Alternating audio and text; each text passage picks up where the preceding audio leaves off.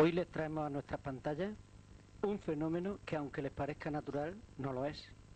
Es un eclipse de luna, pero que en esta ocasión no ha sido la Tierra la que se ha interpuesto con relación al Sol, sino que fueron las cenizas del volcán Pinatubo, allá en Italia, las que produjeron todas las características de un eclipse normal.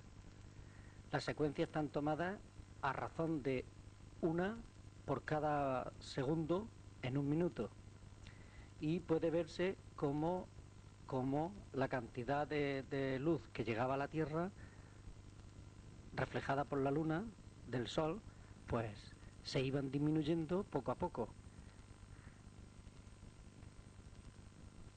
Este volcán que comentábamos, llamado Pinatubo, pues lanzó tal cantidad de ceniza y humo al espacio que llegó un momento en que fue posible la visión de este eclipse que se divisó aquí en Abrán.